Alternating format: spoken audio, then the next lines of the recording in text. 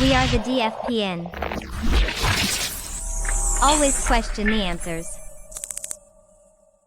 No Gimmicks Podcast, and we bring it to you. Every time we turn live, man, you know it's the truth. Every after show, moving down, this the time to move around. No Gimmicks Podcast is going down. Every night, every time in the ring. This is the time for the No Gimmicks, no, we doing our thing. What's your state of mind? State divine. Moving down a statement when we take the line. This is exactly wrestling the state design. When you see Stone Cold like me, with the stunner in the world, exactly, man, what we bring. Every night we move like Brock Lesnar, the F5, no gimmicks. We take you to your limit, what's the feeling? When we live in the air, you know we on, this the time. Guarantee we move, you know how we respond. The state is mine, the state design when we feel it. Moving down, what's the healing? No gimmicks is the feeling. Yo, what is up, people? Welcome back to a special edition of the No Gimmicks Podcast here on the DFPN. That's right, we got a Friday morning session. And it's me and the homie D Vader. What's up, brother? Welcome back. How you been? I'm good. What's up with it? Man, you know, everything is everything. Right. Everything is everything. But we're following a holiday for Star Wars fans. May the 4th be with you. Right. Big holiday, a lot of cosplay going on. I saw that you had your cosplay stuff on full display. You dropped a lot of content. Talk to me, man. How was it? I mean, it was cool, man. It was like I've done several different troops in the last few months as Vader. Like last May the 4th, I was at Heroes and Fantasies out here at San Antonio. And that was actually last year's May the 4th fell on Comic Book Day. So it was kind of it was a mix between, it was a mix with the comic book fans and then it was Star Wars fans. So it was a very unique experience. This year was completely different because honestly did not know what I was doing. And how this whole thing came about really was there's a guy named John Lugo who basically presented a concept here called ForceCon, which is where he was going to have it on May the 3rd, May the 4th. And he originally had a guy as Vader. He had a Vader already. And what happened was the guy ended up pulling out of the event, family reasons, life happens. Yeah. So another friend of mine named Peter, who I've done troops with and have an association with, he asked him, "Hey, who is that Vader that was at the event with you?" And then that's how he got in contact with me and basically just waited on what he wanted to do. And I said, cool. So it was a unique experience. Had the wife involved as well. And, I saw that. Yeah, and basically worked on her costume, created that costume for her, which was based off of the second sister, Inquisitor Trilla from the Jedi Fallen Order video game. So that's kind of what that was about. And yeah, man, it was a cool experience. We had a lot of Mandalorians there. We had a lot of we had Boba Fett was there. We had the Emperor, R2D2.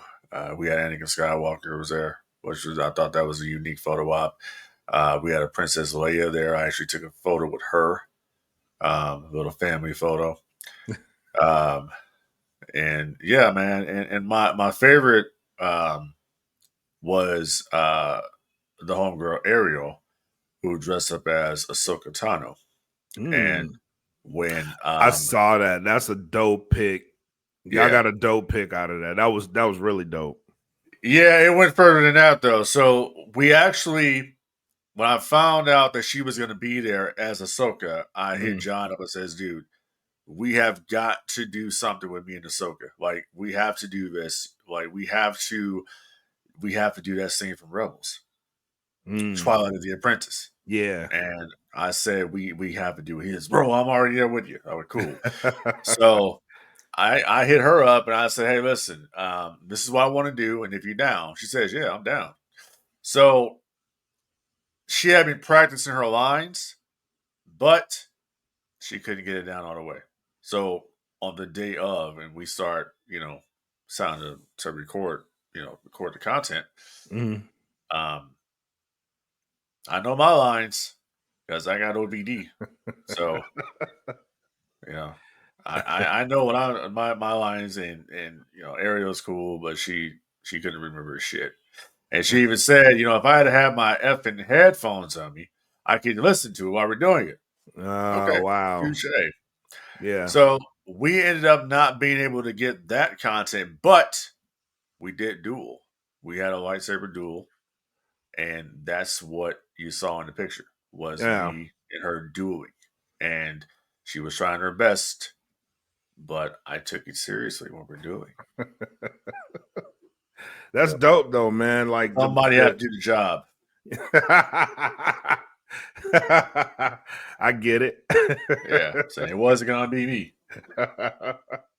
He's no selling. Exactly. I know so nothing. Like straight up, like we went through this. We went through the bingo because they were doing bingo at this place, right? Mm-hmm. And we went through we walked through the bingo area, and they had all the Mandalorians in there, Boba Fett, everybody. We had Darth Pool was there, which is basically like a Sith Deadpool, basically. Yeah. And he was talking his shit, like Deadpool does. And so we walked through there, and it's like, so people are like, oh, yeah, those are cool costumes. That's cool. But then you hear my breathing, and everybody's like, where the fuck is he? And that's when I walk in, and they're like, oh, shit, it's Vader. So then that's just how it is. I don't know. I mean, it's like, honestly, dude, it's like, it's a thrill, and it's an adrenaline rush when you're in the costume, when you're in the cosplay, because people basically, they know that character, and you get to be that character. Like when I'm in character, I am Vader. Like, and I don't break character at all. Like everything that I do as Vader, it is to the movies. It's like I don't break character for nothing. Little kids come up to me and want to take pictures. I'm not breaking character. I am still like, I'm cool, but I'm still a Sith. I'm still the Sith Lord. So that's how I do things. It's kind of like if with wrestlers don't break. If I say want to break, keep the kayfabe alive.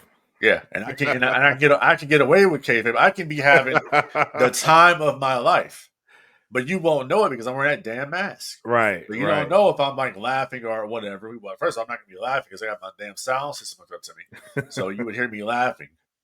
So yeah, it was just a great experience, man. Yeah, and I got a couple more events that I got coming up. I believe we're going to be doing matter of fact, tomorrow, Saturday, we're going to be doing a special needs prom for special needs children. So we're going to be doing that.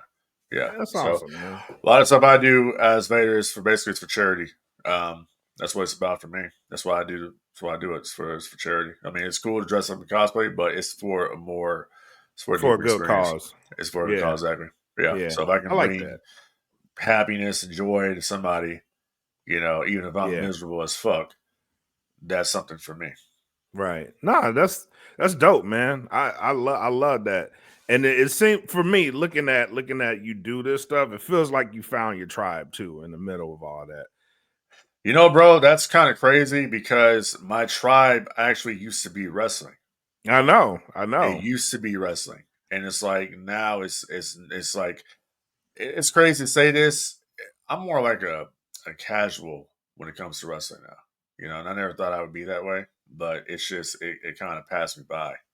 I'm more of the archived. I can watch the old school shit all day long. Yeah. The new stuff though, it's kind of hit and miss, and we're gonna get into that today. Yeah, but no doubt. That's the life story of D. Vader, Frankie. Nah, man, it's incredible to see, man. Because the more I see you push this content out, I'm like, he's really diving into the lifestyle of cosplay, and because I do see, and we do have people that are friends of DFPN that do cosplay, and they go out and they do the charity events, and they're really into the cosplay, and they put a lot of hours. I see the same thing. You like, you put a lot of hours into building your costume, perfecting it. making sure it's authentic, and then you go present that to people, and then just to see the joy on their faces, knowing that you're coming around, like, oh, it's a pop. Yeah, no doubt, man. I love that you found that, really. Yeah, it's a pop, and it's like, and I got to thank the wife for that one, bro. Because before 2015, I never watched Star Wars. That never happened. I'm like, real dudes don't watch it, and I'm like, I ain't watching this shit. But I watched it. Fell in love with the franchise. That's just how it goes, man. It's just like, I don't know. It's like with me. And then we're gonna get into what we're gonna talk about. But for me, honestly, it's like when Vader is like it's when you're part of this hobby, you're part of this community. It's a way of life. Yeah, because there's a lot of Vaders out there that I'm cool with or whatever, and we always pass ideas or whatever. So yeah, it's a way of life for me. It really is. Like when I'm saying I'm D Vader, I'm fucking D Vader, like for real. I love it, man. I love it. Yeah. So, Leonella, my daughter, she called me this past weekend, and I've been trying to get her to watch Star Wars forever because I'm like, you'll love it, because she's into like the sci-fi and comics. She's the only kid of mine that's just like into that shit. So yeah. I was like, you should watch it because you'll love it. She never ended up watching. Lo and behold, she gets fucking married, and now her husband, they did a marathon on May the 4th, and she calls me and she was like, oh my God, like I really like the story of Anakin. I was like, you started watching Star Wars. Yes, that's what I'm talking about, dude. Like, that's where it is. I was the same way, like closed-minded. I'm not watching this shit, and then I watched it.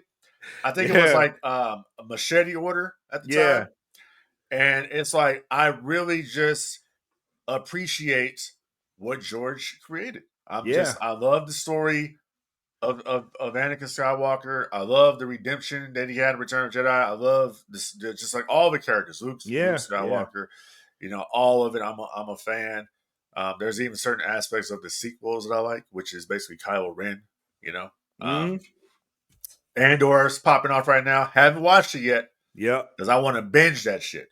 That's what I want. I want to watch it all. Me too. I haven't jumped in it. There's a new show too. That came out that I saw it, and I was like, I'll jump in that when it's over too.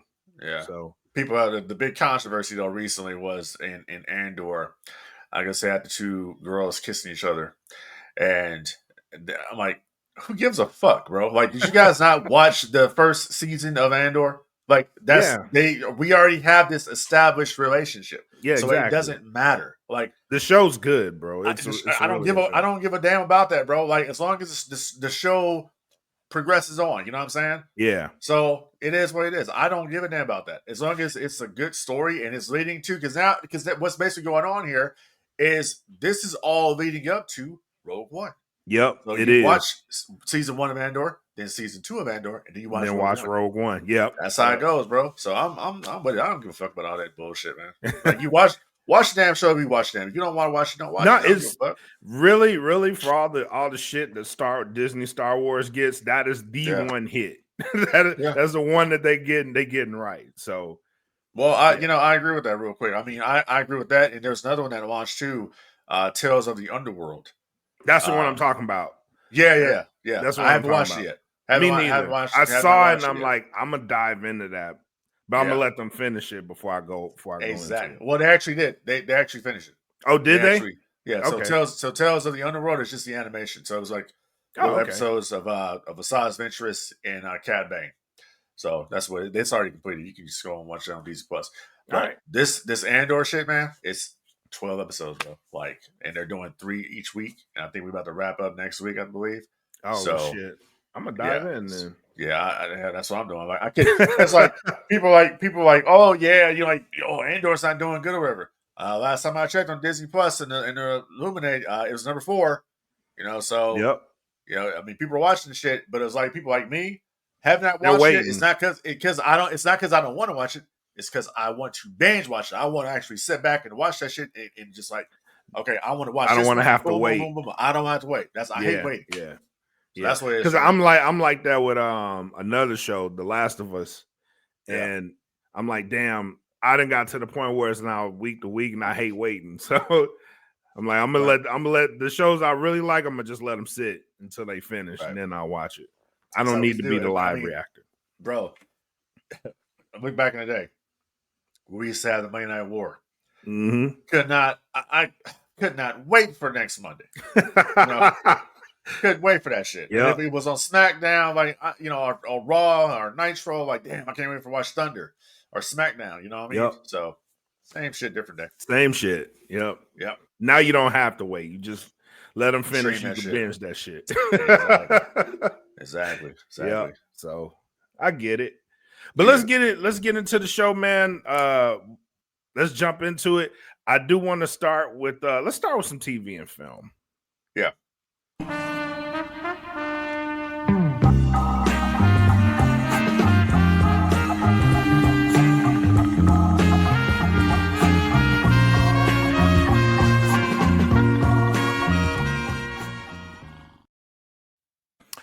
All right. It seems that Disney is starting to look at the Marvel franchise and take it a little more seriously. Proof of this is the Thunderbolts. People weren't really excited about the Thunderbolts, but word has quickly been going around that this is actually a good movie that you can go and see. And Bob Iger on a earnings call came out and said that Marvel is starting to look more into their films and stop producing quantity and start producing quality, which was kind of a weird admission to hear him say that. But just hearing Bob Iger say that, should fans of both all Disney franchises be hopeful that that is the plan for all of their content going forward? Absolutely not. There it is. No, because Iger is just repeating the same shit he said last year. Said the same thing. He said that we were going to see less content on Disney Plus and more when it comes to as far as the films go. So I just think that him saying, and the earnings call was the other day, I now listened to it. Yeah. I just think that him saying that, it kind of, if you want to think about it like this, him saying that, it kind of shit on Captain America, Brave New World, because he basically said that this is where Marvel needs to be. Yeah. And I'm like, well, damn, bro. I mean, we knew it flopped, but you ain't got to tell us it flopped. You know what I'm saying? I mean, it flopped. I mean, it's all secret about it, bro. Like the budget, people look. There's the whole deadline spin out there that the damn movie, it costs $108 million to produce that movie. That is complete bullshit. That movie budget swelled over $300 million, and that's including marketing. That's why that movie will never break even. Its theatrical run is done. You know what I mean? I think it topped out at what, $412 or $415 million is where it topped out at. Yeah. So it was a failure. It was a flop. And that's unfortunate, for Anthony Mackie. It is what it is. But for the CEO of the Walt Disney Company to come out and say, this is where we need to be. This is like, okay, well, you basically just said, fuck Captain America. And anything that came before Captain America. You're saying this is what it needs to be. Now, is this going to translate into them making money with this movie? Don't know yet. It's too early to tell. Word of mouth gets around. Word of mouth is good. Mm-hmm. Word of mouth helped Halloween back in the day when it came out. Mm-hmm. I think word of mouth also helped Star Wars because George Lucas thought for sure that was going to bomb. He was going to be ran out of the movie industry. That's what he thought. He said, this is horrible. Like, people will never watch this. And look where we are today, right? Yep. So I think with the Thunderbolts, I just think, honestly, it's just so much has been done to the Marvel Cinematic Universe, has been done to Marvel, period, as relations to phases 4 and 5 and all the failures that came from that. And I think that they want to have a reboot here with this particular movie. The next one after this, I believe, is going to be the Fantastic Four. Okay. Yeah. And a lot of people are not too happy about Silver Surfer. So they're saying Pedro Pascal is not the right guy to play Reed Richards. So I don't know, dude. Historically, though, Fantastic Four has always been a shitty movie. Yeah. Historically. Yeah. So my thing about them pushing towards Fantastic Four is the bar isn't really high as far as Fantastic Four goes. So Yeah. if the Silver Surfer talk is absolutely real. People, I'm one of the people that like you probably shouldn't have changed Silver Surfer because in the comics, Silver Surfer doesn't identify as a gender, but looks like a man. You know what I mean? So you Yeah. probably want to keep that for comic book purposes. Changing that ain't really a good call, but that's just me. Well, that's the politics, and I don't want to delve into this shit. Yeah. It's the politics. Let's just call it what it is. We do it on no games. It's the politics of it, bro. It's the agenda. The MCU is what they call it, and it's like you got to look at your audience, bro. Like who's actually watching your content? Men are watching your content. You feel me? So Yeah. that's what you got to get back to. It's kind of like with Star Wars. Like they tried to make Star Wars into a female brand. It's not a female brand. It's not. It's a male-dominated brand. It always has been, always will be. It was a brand. George Lucas said himself. He made Star Wars for 12-year-old boys that were at crossroads. That's what it was made for. It's like it's not a female brand. I don't give a damn how many female Jedi you put out there. Same thing with the MCU. You got to go back to the basics. You got to go back to where it makes some money. You got to go back to basically saying this as a business. And I think that's what Disney has had a problem with the last few years is that they have been pushing the message and the agenda instead of pushing it as a business. So they're pushing their creativity. And that's the problem. And it's like you bring Robert Downey Jr. back, who gives a shit? What's that going to do exactly? Because that audience is gone. Once you lose that audience, it's going to be a hard time bringing that audience back. And I remember back in the day, and I used to get so jealous of this shit. You used to have this movie here from the MCU drop, the Avengers here, blah, blah, blah. Nothing from DC. These stuff would just collapse, Justice League and all that shit would just be done, right? So I would be jealous. I'm like, this is bullshit.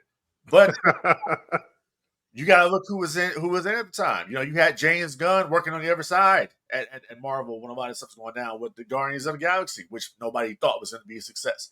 WWE didn't even think that was going to be a success with Batista. They didn't even promote the damn movie. They thought it was going to flop, and then it became something. You know what I'm saying? So I think that's where it's at right now with Thunderbolts. Maybe they're going to try to turn a little bit, but then you got fucking Ironheart coming out on Disney Plus, and it's like nobody asked for this. You know what I'm saying? Ironheart really is in the comic books is an important character, especially where they're going. So I'm okay with that. No one gives a damn though. Like no one like I'm gonna tell you how no one gives a damn, and they know no one gives a damn, bro. They had Robert Downey Jr. come out and they say Robert Downey Jr. gave it a thumbs up. Okay. Is that supposed to entice me to watch the damn show? Because he gave it a thumbs up. What else is he gonna say? It's fucking Disney. Kevin Feige probably got on the phone and called, hey, can you put this over? But hey, more success to them. I want them to be successful. I want Marvel to get up there. I want DC to get up there. You know what I mean? I want Star Wars to get up there. I do think that they she said she's better than Iron Man. I don't know about that, but I do. That's what you say. I don't know, but I do think they tried to create this universe to where they did. The ambition was big, so they tried to create this big thing that was all connected, and the ambition just was too much for the palette. You know what I mean? So a lot of stuff that they've done was comic book accurate. They've changed some things here and there, but it still made sense in the realm of the comic books if you read the comics.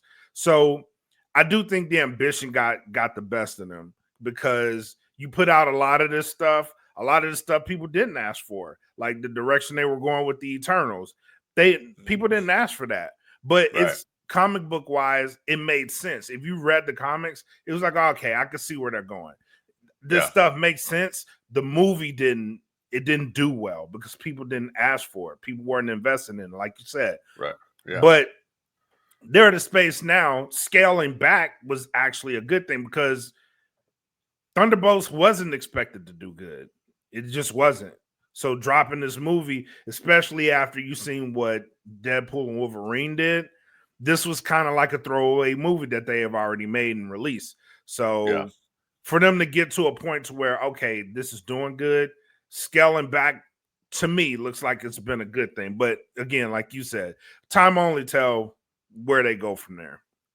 Yeah, I'm actually trying to, while we're discussing this, I'm actually going to bring up the box office right now for the Thunderbolts to see where we're at. I know we're in like week. This is the first week it's been in because a lot of the talk is about how Sinners did so well. Which, if you haven't seen that movie, go see that movie. Oh, I'm waiting for it to hit the max. Yeah, because David Zaslav with the Warner Brothers earnings call yesterday, he was touting that shit. The success it is of a that phenomenal movie. and Minecraft.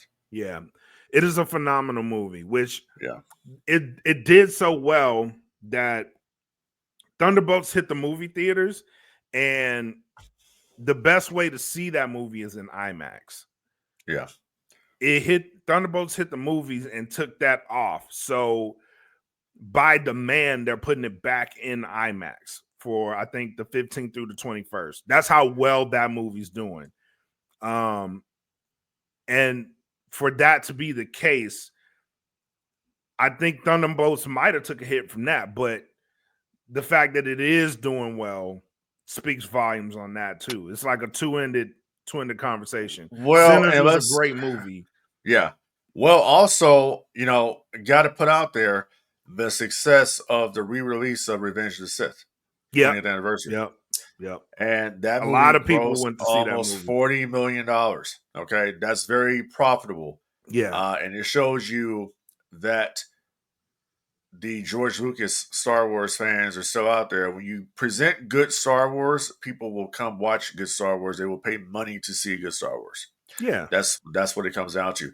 I just kind of find it funny because a lot of the complaints that I read online, I tend to agree, was how they pulled the movie the day before the Thunderbolts came out, and it's kind of obvious why they did that. They don't What, want you two talking about Sinners competing. or No, Thunderbolts and Revenge of the Sith. So they pulled Revenge of the Sith the day before the Thunderbolts came out, and it's kind of obvious why they did that. They don't want two competing properties because Revenge of the Sith was taking a lot of that market share. And people didn't think that was going to happen.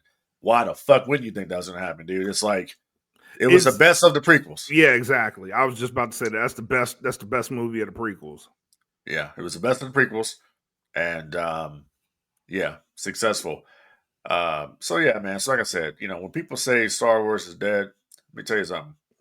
Star Wars is very much alive, especially in the cosplay world. It's very much alive. You have so many people out there that and the same thing with Marvel, DC. There's a lot of people out there, fans that are coming up with this content now. They're creating this content that are taking it to another level, and that's what you're seeing right now. Yeah. And it's time for Disney to fucking catch up with this shit.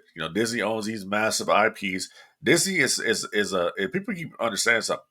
Disney is a theme park company that just happens to own some IPs that, and they produce some movies and shit. But it's a theme park movie. They get majority of their income, the return on investment is coming from the theme park. That's their bread and butter, Yeah. So when you have a movie come out with the Thunderbolts, okay, that's good. But Bob Iger wants to get that shit back on track, the MCU back on track. Weed out the mistakes of what happened. And the bottom line is this, bro. Take the politics out of shit. Keep politics out. Make good stories. People will come watch the shit. Absolutely. Deadpool Wolverine is one. Revenge of the Sith. That was made in 2005. Okay? Re-release. People came and watched it. Made Disney $40 million for that damn movie. Yep. So you put content out there, people will watch. They'll come and pay for it. And that's just how it goes, bro. Now, you put shit out there like, I don't know, WrestleMania, and you pay, I don't know, $25,000 for a ticket, and you think The Rock's going to show up, and he don't show up, and he's like, oh, I was at home watching it. Man. I don't know about that. Then it goes on Pat McAfee on Tuesday after WrestleMania. Yeah, because they said, can you go up here and kind of put the fire off this shit? Because this is like one of the worst WrestleManias of all time. Sure, I'll go out there and do it. By Bro, the way, how come the WrestleMania from fucking Vegas has to be the shitty one? It's like WrestleMania 9. That's what I was gonna say. This is the second WrestleMania in Vegas that didn't do well. So you probably don't want to go to Vegas anymore. It's weird. It doesn't end well. Yeah. Weird. Doesn't end well. So No. let's not go there anymore. Right. And there, so the ones that really do well are in New Orleans. So they're going to New Orleans next year. Yeah. Same old markets. Yep. Same old markets. But that's it for the TV and film, man. It was just an interesting thing that I saw with Bob. Yeah. I wanted to talk about, but good conversation. Bob never has anything really to say. He really doesn't. David Zaslav, so I listened to him. I haven't listened to the Paramount earnings call yet, but I listened to the Disney one at 5 o'clock in the fucking morning. By the way, I was up early listening to that shit. Listening to that one, and then listening to the Warner Brothers. And I have to tell you, I enjoyed the Warner Brothers one more. Because David Zaslav is like the fucking man. The guy loves to talk about the shit. Bob Iger is reading these damn prepared statements or AI generator, what the fuck he's doing. They're just very boring. Earnings calls aren't really that entertaining. Like you learn, they're not entertaining. You learn a lot they're of not shit entertaining at all. They're not entertaining, but Disney is the most boring one. Yeah, I know. I mean, at least put Peter Pan on there or somebody. Yeah. Oh man. Speaking of that, let's jump into WWE because we got some stuff to talk about there. Is it gonna cost us an arm and a leg to jump in or what? It might, you never know. What's up, Max in the chat? What's up? But let's jump into WWE. Yep.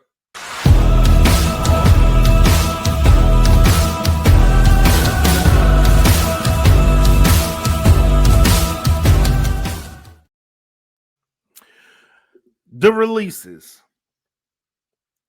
We know it's like clockwork around this time. Mania comes around, great show in most cases. But after that, they got to clean house because we got to get to the earnings. So it's really WrestleMania, earnings, but in the middle of that, they do the releases. They got to trim the fat. This year, they did that. A little bit later than they normally do because they did this one right before their earnings call. But they ended up releasing some talent and some front office staff from WWE. One of the most talked about releases. There were two that were really talked about, but one people were really scratching their heads on was Braun Strowman. Yeah. And his release from the company. And it came out later that his release, though it was kind of shocking, was kind of amicable and kind of understanding. So he was, and it came out that he's like half paralyzed in his leg. I read that. Yep. He was like half paralyzed in his leg. His contract was too heavy. So they released him because he was his limit in the ring is there now. Yeah. But they've also left the door open for him to make appearances, which is weird on WWE's part. They left the door open. He can come back. He can make appearances. He can still make money, but a long-term contract isn't in his future. So just curious to get your thoughts on that. So I just kind of find it funny that a company that is consistently and constantly touting how much money they make with sold out gates. They took the formula of AEW's scrums, and that's what they do now with their POEs. Bro, but you release 50 Cent at AEW. Yeah, exactly. but you release people. You know what I'm saying? Like, it doesn't make any sense to me. And it's kind of like this at this point, like Braun Strowman. So he may have the issue, but the guy is still an attraction. I mean, there's nobody in the business right now that looks like Braun Strowman. Yeah. So why would you cut that? Okay, yeah, you can make appearances here or there or whatever, but we're just not going to pay you.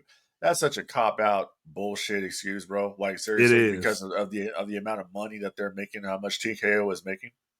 That's crazy to me that you will let a guy go, and he was actually an active participant on your roster. Mm-hmm. So you have to replace him with somebody. And I mean, he did. Him and Jacob Fatu, they get some They good did stuff. great business. You know, they did some good stuff. Yeah. So I don't know.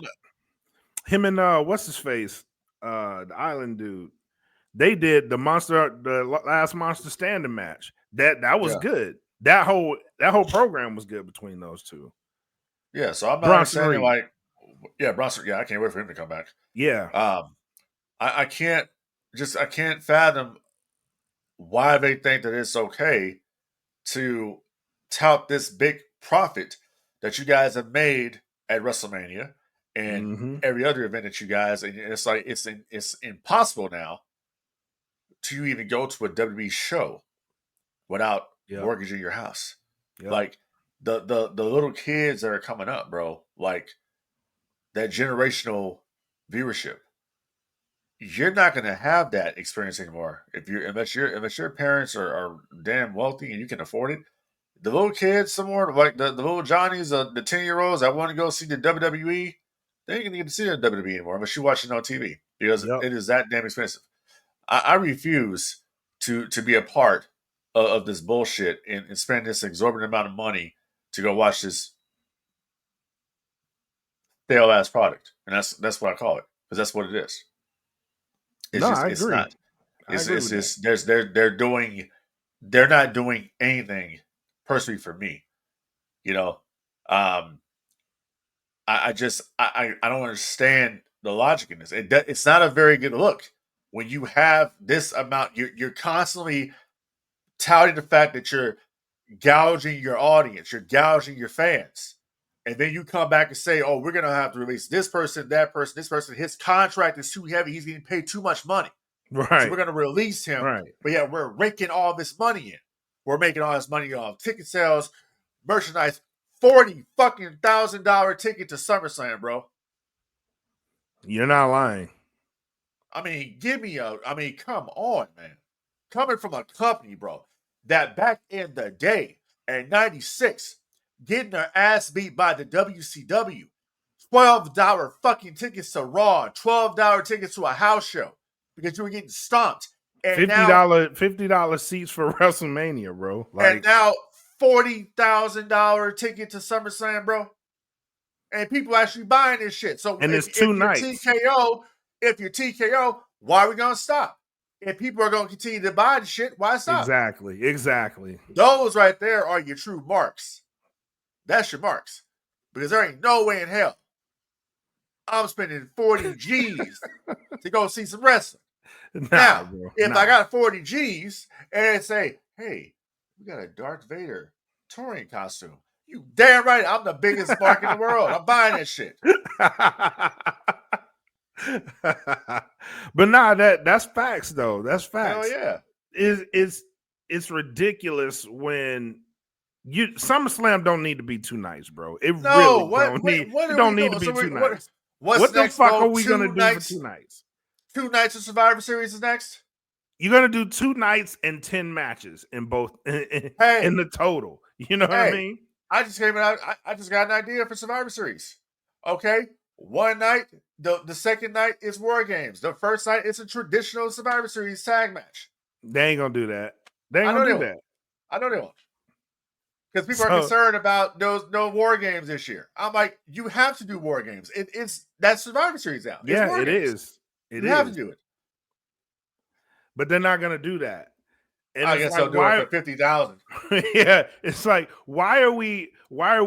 So they're capitalizing on the success of WrestleMania, which a 2-night WrestleMania is really COVID induced, and that's why. So you kind of broke up the shows so you don't have as many people in the building. Now you're putting as much as you can in the building for 2 nights. But for WrestleMania, that kind of makes sense because it's a big spectacle. It's supposed to be a spectacle. So if you're going to do 2 nights, do 2 nights of great matches. You know what I mean? And we didn't even get that this year. So that totally throws my shit off for SummerSlam. Like, why the fuck do I want to go to 2 nights of SummerSlam? I'm gonna tell you right now, I would not be surprised if they pull 2 nights of Survivor Series and 2 nights of the Royal Rumble. That's the plan. That's the plan. Yeah. I would not be surprised. Why? One night's a women's match, the next night's a men's. Yep. That's what Like, they're gonna do. why do we do that? It Because doesn't they make want sense. your money. Exactly. It's They like, think we're gonna see this shit. I can't do it, bro. yeah, no.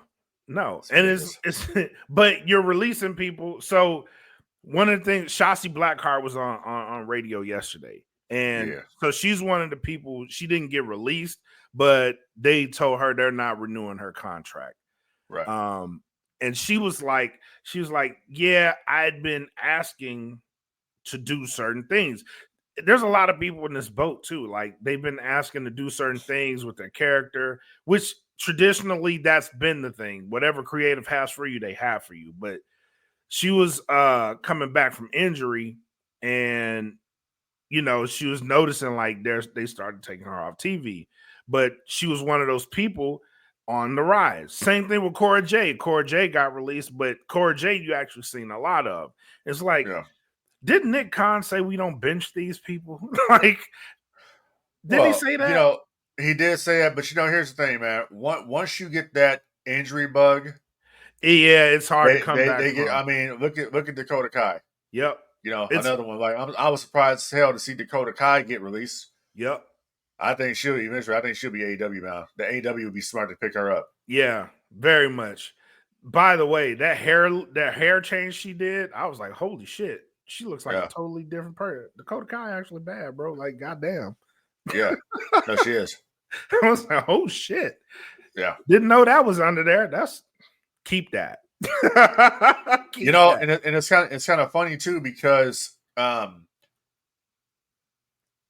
one of the I'm gonna tell you right now, you know who the Rodney Dangerfield is of the women's division in WWE? That gets no respect. Who's that? Bayley. Oh, most definitely. Most definitely. If I'm Bayley, I'm looking to get out of there pushed. too. Why did she get pushed?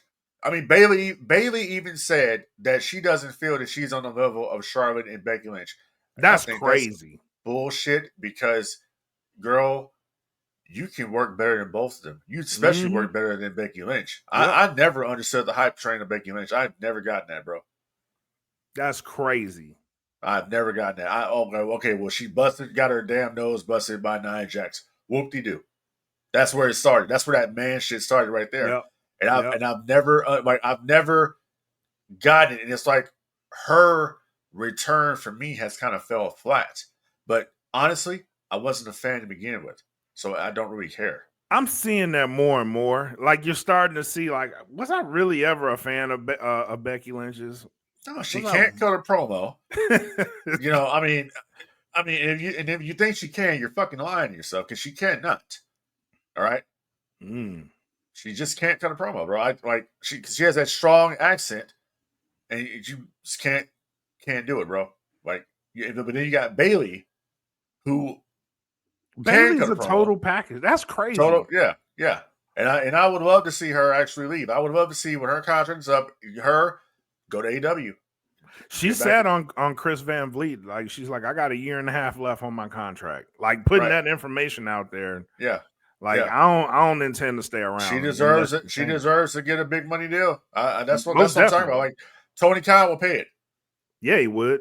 Speaking of which, let me sidetrack for a second here. Yeah. Speaking of Tony Khan, did you see the comments that this Javon was making about? I ain't gonna lie, that shit had me.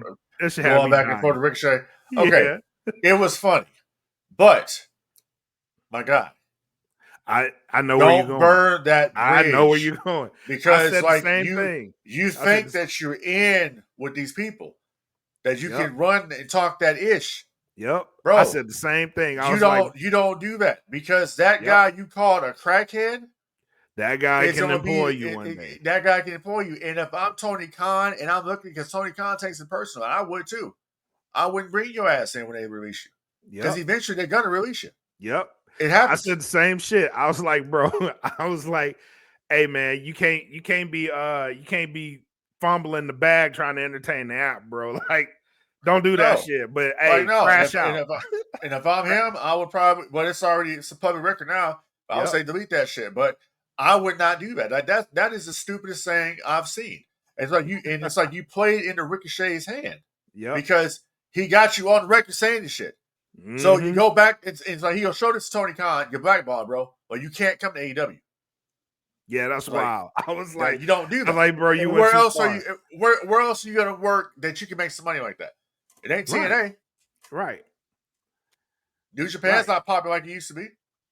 You could actually put your WWE shit in jeopardy by doing that. Like, bro, like chill. Chill. Right. You ain't gotta go keep it civil. You know what I mean? I understand the back and forth, keep it civil because it's happened before. Say your piece, get the fuck off. You say your shit, bro. but don't you say your shit, but it's like don't bring in. It's like it's like back in the day, if you running your mouth and talking shit about Eric Bischoff, and you're like, oh, I'm a McMahon WWF Royalist, and then you ask his release, oh, Mr. Bischoff, can I get a job? Nah, fuck you, bro. Get out of here. If Bischoff wants to be a dick, oh, I'll hire you, no problem, and bury the fuck out of you. Hire you, then bury the fuck out of you. Yep. That's what I would do. That's exactly how I would be because I'm petty. Bro, I ain't gonna lie though. I was like, bro, he went full sin. I don't know what this is about. It was entertaining as hell. He talked about he called Tony Khan a crackhead. I was like you don't do that, bro. You don't do that. That's wild. Like, you don't do that. Like that's career suicide. That ain't even from a burner account. That's from your real shit. Like, bro, you wildin'. You wildin' out. I was like, that's funny, but hey, man, don't fumble the bag like that. You gonna fuck your shit up trying to entertain that, bro. That it's funny, but it ain't gonna be funny in like 5 years. I wouldn't have done it, bro. Yeah, when you get released, it ain't gonna be funny, bro. It's gonna hit different. I ain't trying to put no bad luck out there on him, brother, and try to put no bad, karma out there in the universe. But bro, we know the way this company works. Yep. That's how it is. Yep. Just because you up there thinking you ain't right now, they'll get rid of your ass like that. Yeah. Yeah. And that's what I said. Like you could put your WWE shit in jeopardy like that. Yeah. Because if you could talk about the competition like that. What'd she say about these dudes? Yeah, exactly. Yeah. So hey, crash out though. I'm here for it. Yeah, do your thing. And what's I'm gonna talk about? But yeah, it's weird. We're in a weird space now because especially because you see so many unhappy people in WWE, like Karrion Kross. Yeah. Which he did a documentary on his WrestleMania shit, like doing the blood sport and not being in WrestleMania and how like that affected him. That shit was really good. But people like him are going out of their way to produce their own shit. Shotzi did it, and then she got released. But where they're not renewing her contract. But you're starting to see more of this. And it's like me and Matt Andrews talked about this last night. It's like the industry isn't what it used to be in terms of WWE was really the only show in town. It was the biggest show in town. It still is. But if you get released from WWE, you can land a little bit softer than you would back in the day. Oh, yeah, no doubt. They're not. They are no longer the end all be all, right? Anymore. You can. There is a life outside of WWE, right? And that life is the obviously AW. That's where if you're in this business, that's where you're gonna make the most money. Yep. You know what I'm saying? And even if your dream is to be in WWE, like you seeing it in cases like Ricochet. Ricochet left WWE and is doing some of his best work in AEW right now. Yep. So you're seeing cases like that to where you can get released, go build yourself back up, and I guarantee you Ricochet will probably we'll probably see him back in WWE after some time. Based off the work that he's doing. But you're starting to see more cases like that. You don't think so? I do. No, I don't think so. No, I kind of think with Ricochet is like, why would you? Oh, that too. Yeah, why would you? Because like you kind of already been there. You already see what it is. Do I want to continue doing what I'm doing over here, having fun, coming to work, having a little bit more creativity, a little bit more freedom? Or do I want to go over there and be like, okay, you already know your spot, lower mid card, where I fit on in. main event. Speed or some shit. Not really doing Raw, not really doing SmackDown. Maybe a PLE here and there, but the PLEs only have 5 matches now. Yep. So where am I going to fit in? Or can I just stay over here in AEW and I'm going to have fun? I can go out there and do shit with the Young Bucks, and I can be heel and all this. He's doing the best work of his career. Yeah, no and shit. One of the big things was Will Ospreay was bringing him over there. Yeah, that was one of the things. I can't wait to see when Samantha Irwin finally shows up. That's gonna be some good shit. I ain't gonna lie. Yeah, I ain't gonna lie. But you right about that. There's no, and you may encounter more cases like that. Like, I don't need to go to WWE anymore. Like, I've been there. I know where I fit in there. That it just ain't my speed. You can start seeing Josh Alexander. But the fact that you're actually seeing people in WWE, like Bailey went on Chris Van Vliet and was like, by the time this comes out, you would find out, like, I'm not on WrestleMania. Am I happy about it? No. Like, people are being more vocal about opportunities. So we're in a weird space with that too. Well, here's the thing, bro. And I've said this on this podcast many, many times. They already know that the person at the end of the day that has the final say in all of this shit, it's going to be Ari Emanuel. It's going to be TKO. It's not Triple H. Yep. It's going to be Ari and it's going to be The Rock. That's who, like, when The Rock says he's legitimately the final boss. Legit. That's a shoot. Yep. You know what I'm saying? So they kind of know they kind of know where it's at. The writing's kind of on the wall with some of this shit. And I just look at the guys they have there right now at WWE, and just like, some of these people, like the Drew McIntyres, they're getting these opportunities in Hollywood. Liv Morgan, opportunity in Hollywood to branch out of WWE. You look at, like, the best, in my opinion, the best damn wrestler, best athlete on that roster. Fucking Braun fucking Breaker. Oh, yeah. My God. Yeah. I mean, that match he had with Sami Zayn, Jesus.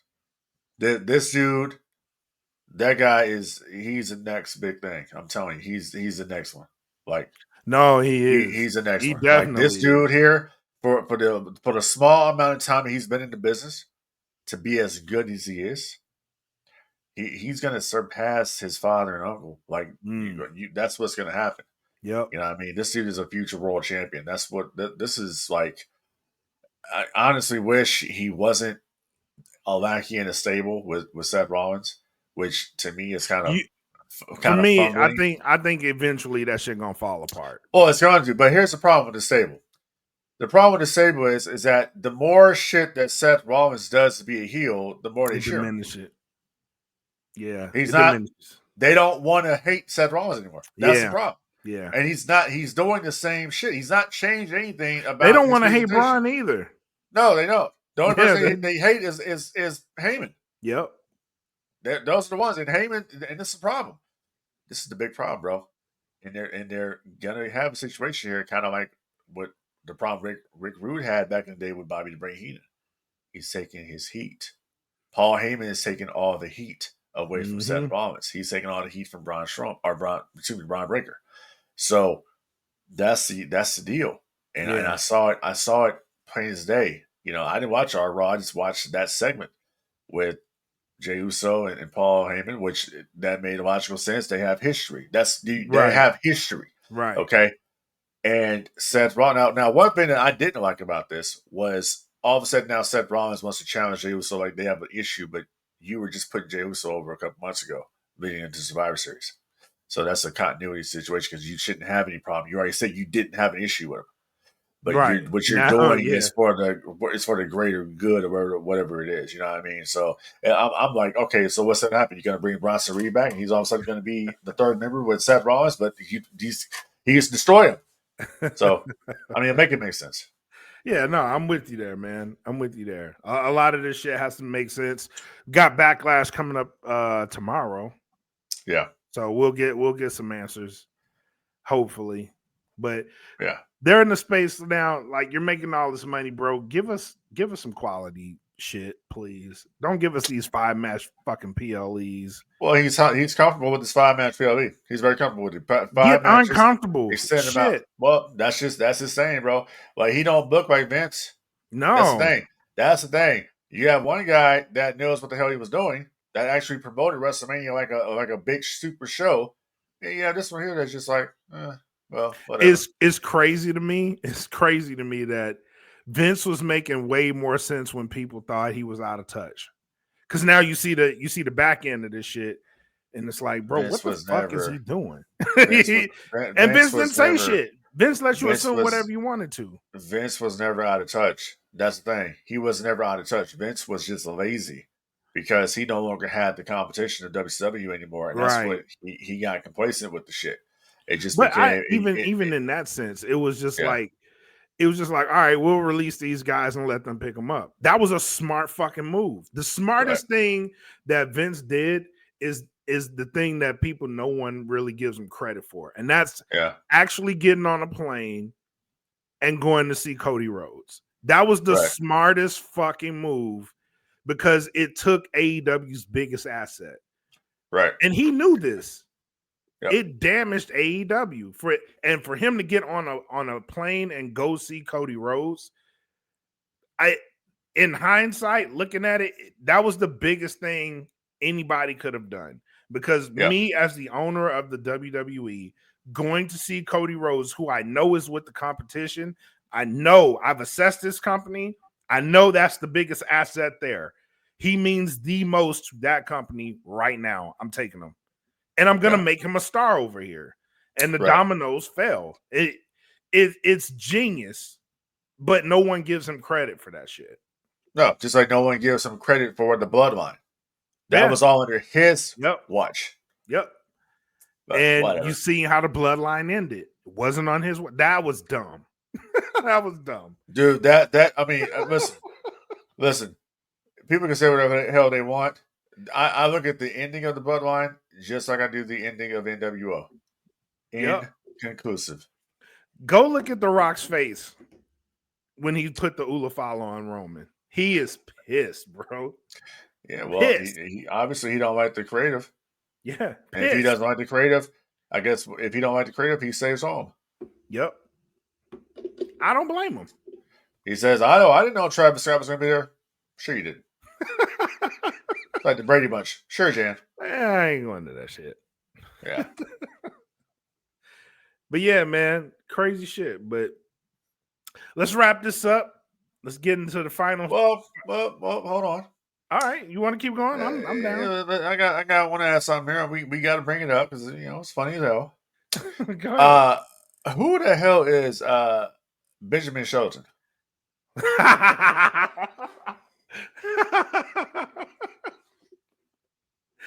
Oh, speaking of that, because I don't know where this falls, but what about him and Bischoff and they're making their own wrestling promotion now? I was intrigued until I saw what they were doing. I was like, this is interesting. Let me tell you something.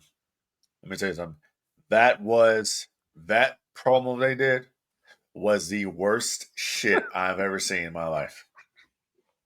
And I'm an NWO mark, okay? That was the worst shit I have ever seen in my life. That was horrible.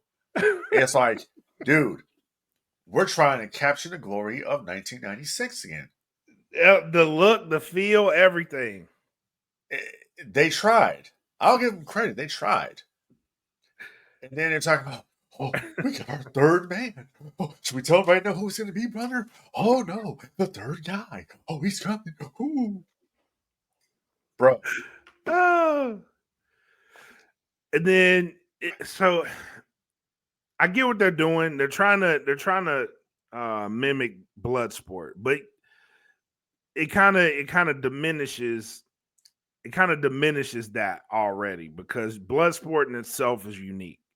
And you don't see it a lot. Why are you going okay, that's cool and dandy. I get that.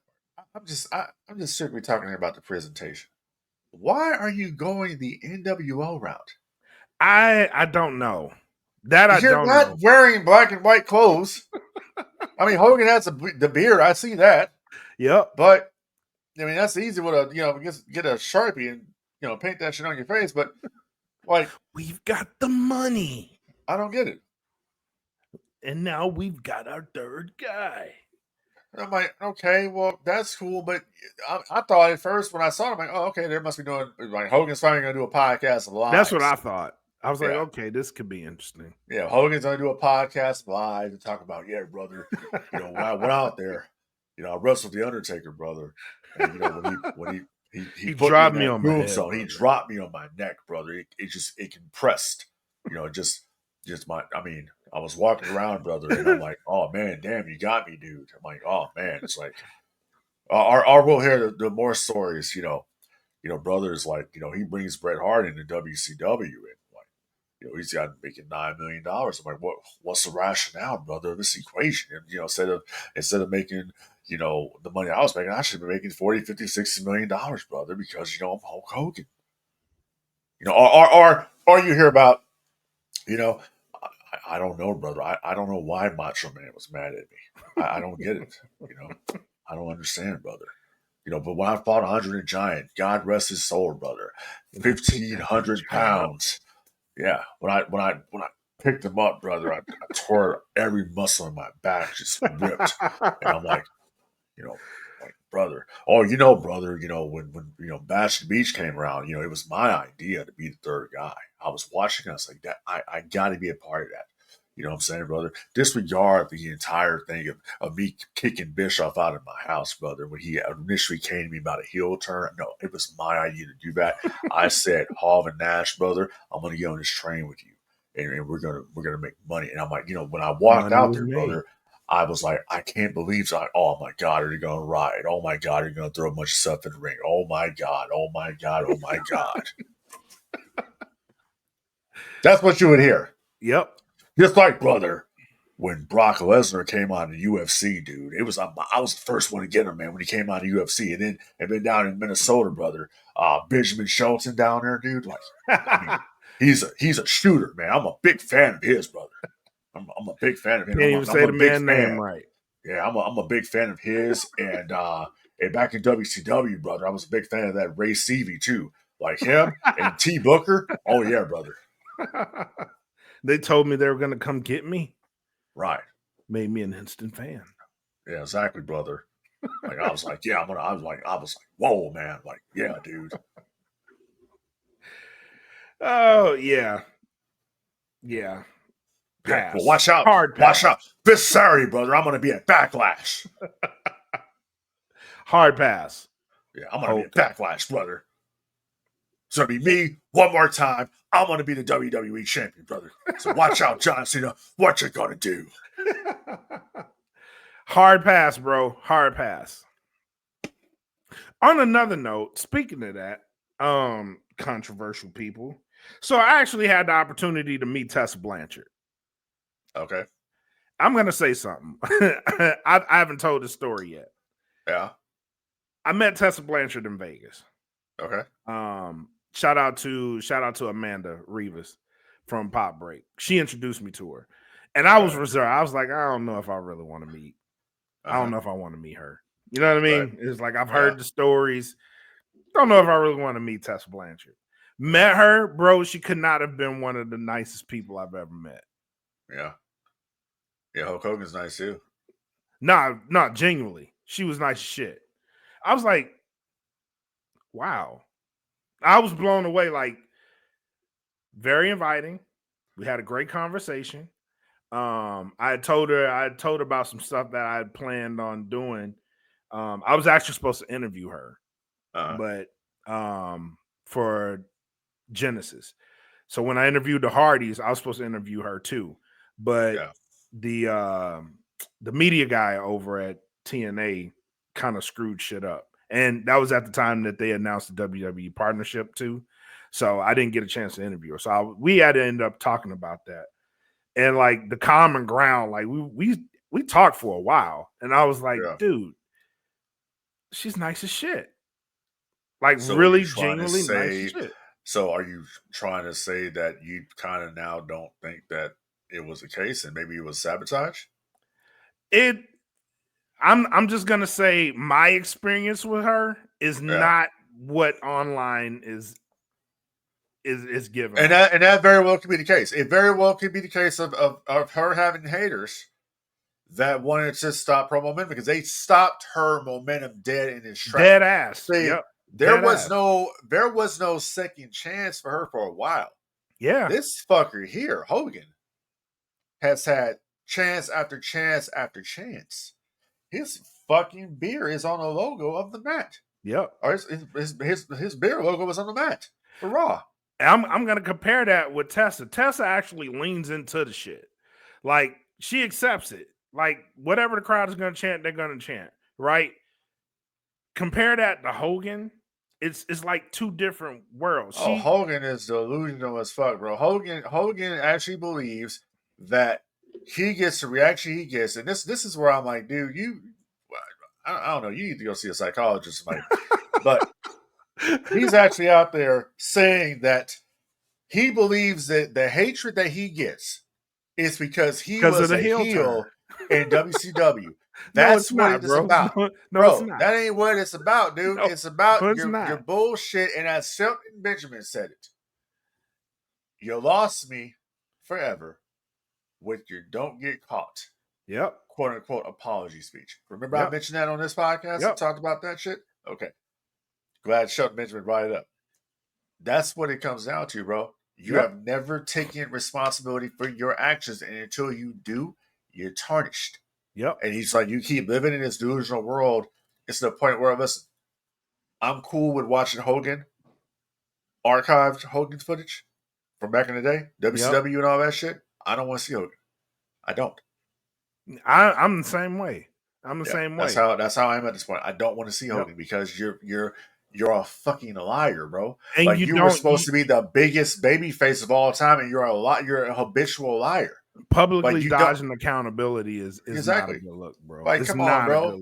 And it's like I understand. Like, I don't even know how. Like, Bischoff, why would you even want to associate with this guy? I mean, I know that's your homie. It didn't look good on Bischoff either. So I was like, but that's it. That's his homeboy. You know what I mean? Yeah. I guess. I get it. You ride with your friends. You ride or die. Yeah. They've been cool since '94. Yep.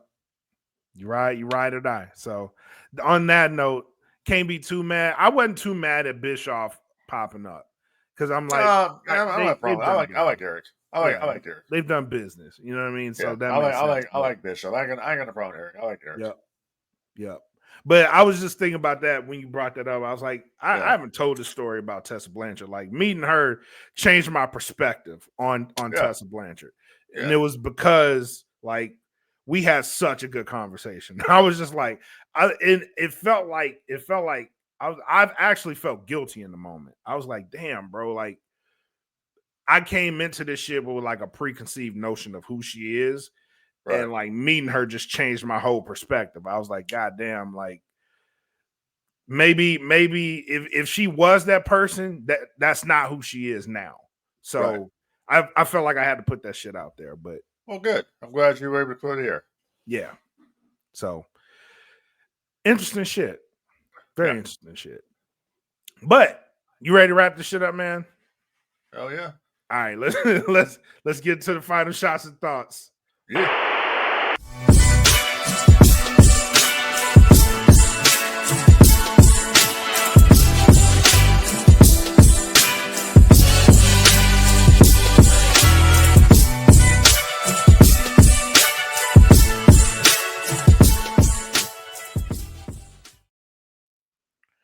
All right.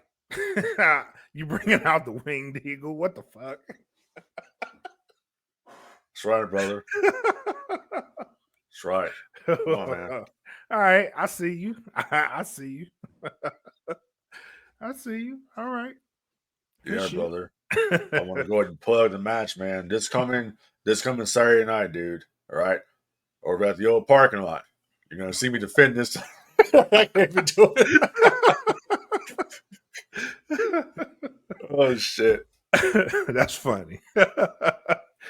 Oh man. But I want to shout out the DFPN, shout out to the shows, man. Everybody's been doing some great work lately. I'm Yeah, at a I'm point. jealous as hell of Jeff's background, by the way. We'll fix that. Don't worry. We'll fix Yeah. We need to. I want to go into hyperspace too. Damn it. it. Oh shit. But yeah, shout out. We're at a point now to where I'm like, I can't shout out show by show. So shout out to the network. Because every time I try to do show by show, I leave somebody out and I be feeling guilty about that. You'd be like Triple H, leaving The Rock out. But shout out to the network, man. A lot of good shows coming out. Go to dfpn.com. Make sure you follow the shows. Two shows that I do want to shout out right now because they did them. It's Eat the Cake Anime and Cutting Edge Heroes. They both did phenomenal shows this week. So make sure you tap into those, as well as USDN.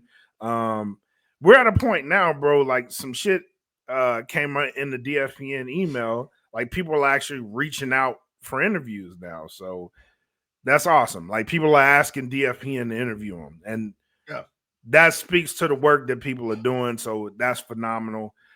It speaks to the work, right? Absolutely. People are investing in the product. So kudos to everybody that is putting in the work on the network. We got so much good shit coming. So make sure you stay in tune, dfpn.com, and we'll keep you up to date with the shows and where we're going. But that's all I got, man. Yeah. That's what's up.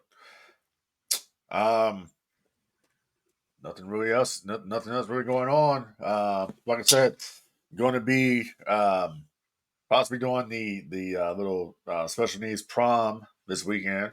And hey, listen, if there's anybody out there that wants to help me on my venture into cosplay, you want to help your brother out, Cash App FDC 38. That helps me buy different stuff, because a lot of the stuff that I do. No dead ass. Like I'm talking straight up right now. A lot of shit I do is for charity. You know what I mean? That's the reason I do it. This cosplay thing is clearly it's all for charity. You know what I mean? That's the thing, because see, I don't have children. So when I go out there and do things for kids, it means a lot to me to do that, because I didn't have that privilege when I was coming up. I lived in times it's tough. I was gang infested areas and shit like that. You feel me? Mm-hmm. So as I've gotten older and a lot wiser here, like I said before when we started this podcast, like I try to bring happiness and joy to others. Okay. Now, if you want to help me on this journey, feel free to do so. I'm not telling people to do anything. If you want to do something, if you want to donate a little something to help the cause, hey, FDC 38 Cash App, much appreciated. And by the way, people, stop dumping your fucking dogs. Oh, what? Let me tell you something I saw yesterday that pissed me off. So there was this Rottweiler in my neighborhood, like a little puppy Rottweiler, malnourished, bro. Like got dumped, malnourished, bones showing. Damn. Yeah, and you cannot do that. If That's you have a fucked up. situation, it's very fucked up. If you have a situation where you have an animal and you cannot take care of that animal, drop it off to a no-kill shelter, or reach out in your community to find someone that can foster this animal. Don't do shit like that, because that pisses me off. Yeah, that's fucked Don't up. do that. Yeah. Don't do that to the animals, man. Yeah. When you say help control the pet population, help control the pet population. Have your pets spayed or neutered, and you won't have this issue. You know what I'm saying? And take care of your dogs. If you can't take care of the damn thing, don't fucking get it. Point blank. Common sense.